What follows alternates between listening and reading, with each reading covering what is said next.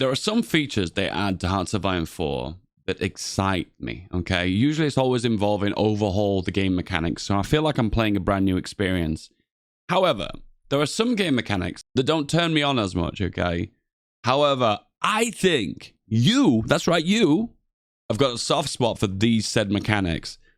Are you the kind of guy who plays multiplayer very casually, just co-op with friends, just having a good chill and a relax, a bit of a giggle?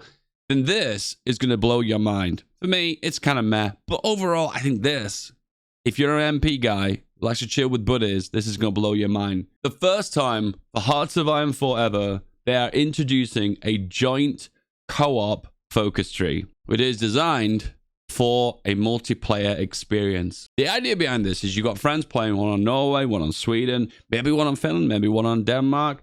And the idea is you collaborate together to try and make a unified nation. In this case, let's say Scandinavia or like a Baltic Union. So you're probably thinking, I play the new expansion that's coming out. We've all got our own independent focus trees, but our focus trees kind of contradict each other. We should all work towards one set goal. The beauty of this change is now you can all work in synergy with each other with this joint focus tree. Let's check it out. And here it is. What have we got going on?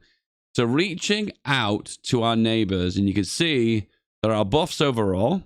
Then it forms the Nordic Council. Then we have Air Force, we've got Navy, we've got Army. We've got more politics in the center. We'll come back to that. A development fund, the Royal Academies, interesting, which kind of filters more into industry. And then finally, the Royal Arms Factories shows here more mills and industry stuffs. However, coming back to the military stuff, consolidating institutions, customs unions. So you're forming your like mini little EU to begin with, just incorporating trade and customs unions. And then before you know it, you're integrating the Air Force, the Navy, and forming your own unified Scandinavia. Wow. Ahistorical, right? The Denmark fantasy is here. The joint focus tree is a shared focus tree for Nordic countries, allowing them for a complete joint focus that benefit each individual nation in the faction. There are 3 factions available: the Nordic Council, the Northern People's Union, and the Kalmar League, each with their own unique goals and bonuses. And here's the Kalmar League. Gives additional 2.5 political power per day. Okay, so the base amount of political power per day is 2. Then if you're selecting a focus, it's only 1. But this is increasing by an extra 2.5. What? Each league member grants additional 2.5. So, hang on. So this is a multiplier for every member as a part of my union? That seems really high.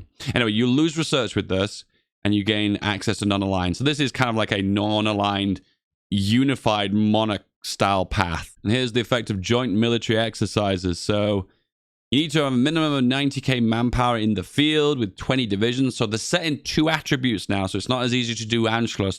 So they set 2 set requirements to avoid you kind of like exploiting it. But you can still kind of exploit it.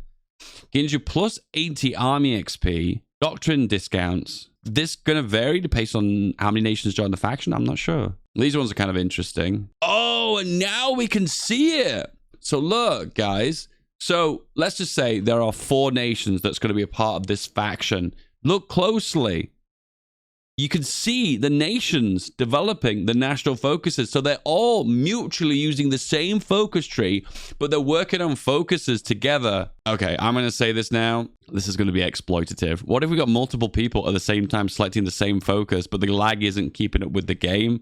Ooh, the devs are going to have to be on it with this one because there's going to be lots of opportunities for shenanigans here. But it's really cool. Look, we've got a focus tree here. I assume this is the one. We've got a focus here, and I presume this is the one you're going for now, the nation who's looking at this focus tree. And then we've got Sweden going for Nordic electronics, Denmark to develop resources, and I don't know this flag. Maybe this is Norway going for railway expansion. Oh, that's really cool. That is actually kind of cool. Because once again, this has never been done in Hoi 4 before. The big issue here is, are they ever going to go back and look at previous expansions and implement these said features? I'll admit, that's something I'd pay for. That's actually cool. So they're not shy about it. Look at these bonuses. So this is the Northern Navy's Cooperation Committee. You need 25 ships for it, which is quite a high ask for some of these smaller Scandinavian nations. But they give you plus 60 command power and 0.2 daily naval XP. So these are really hefty buffs. Usually, this is not always the case, but usually these features come out, they're usually unbelievably OP, and they kind of get a nerf on the first expansion. And some of these do give me a bit of a whiff of that. This is a little bit OP. Maybe they'll bring these numbers down at some point. But hey, they're giving us an incentive to go for them, which is kind of cool. There's nothing worse than a focus that you go for that really doesn't benefit you that much. I think that's kind of pointless. You need to be incentivized to do it. Oh, this is the communist path, the people. We're always doing it for the people. This one is the Nordic Council, so that's the non-aligned path. And then finally, this is the Form the Kalmar League. Oh, so this is the non-aligned one, which I presume the Nordic Council is the democratic one. I'm taking a guess here. Players can choose specialized paths and cooperate with friends for maximum benefits. The expansion includes shared focus trees representing historical cooperation between the Nordic countries. Historical. Players can improve relations, cooperate economically, and send volunteers to support each other. Diplomatic decisions and mutual guarantees enable players to form alliances with AI countries. Oh, so you can kind of take advantage of this with AI? That's actually kind of cool. I'm not a big multiplayer guy. I kind of like a nice fast-paced experience, like I'm playing a real-time strategy. So for me, this wouldn't something I would take advantage of. But however, if I can do it with the AI and maybe coordinate what AI is doing with focuses, that would be really cool. So some of these focuses look a bit differently. So they've got like the stars on the side. I presume this is to represent the joint focus tree. So you can see Northern Federation has got these 3 stars to the left and the right. Once again, I'm presuming this means this is a cooperative focus tree because that's how it looks different. The flare is a bit different. Interesting to see the joint special forces here because we've confirmed now the special forces are getting a rework. So it's interesting to see some of the bonuses you can be able to get as a part of a focus tree, taking advantage of those new special forces mechanics. Here's a little suggestion for the devs here.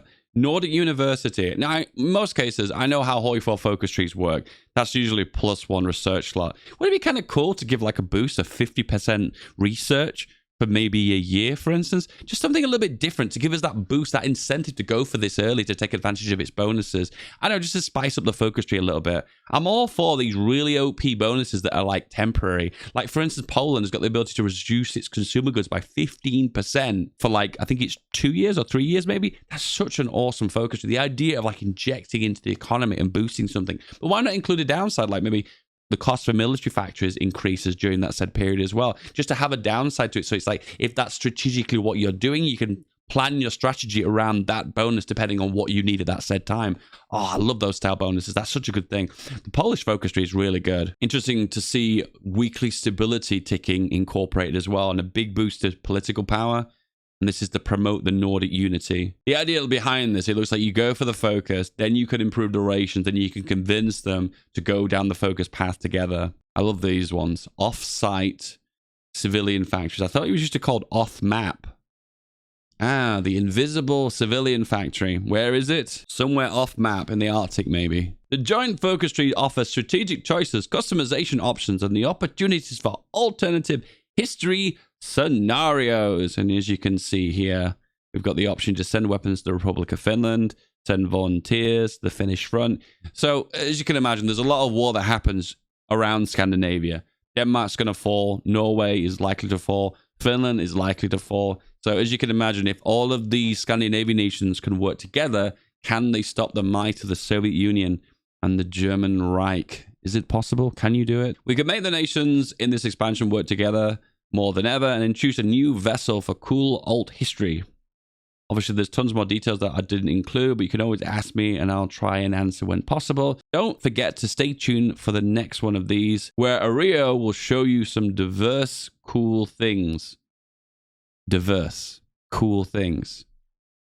Is that it? Is that all we get? Once again, guys, let me know in the comments below. I want you to give a thumbs up if this excites you, or a thumbs down if this is just not what you wanted to see. And once again, I'm somewhere in the middle because I like to think I'm not the voice for the people. And what I like is not the same thing as what you guys like. I've heard that co-op multiplayer is one of the most fun playstyles that a lot of people enjoy for HoI. Where I'm mainly single player, where some people are mainly multiplayer, where we're our own little spheres of playstyles of HoI4. Anyway, let me know in the comments. Hey, do you want more HoI4 Dev Diary goodness? Give this video a click right here. This one is for you.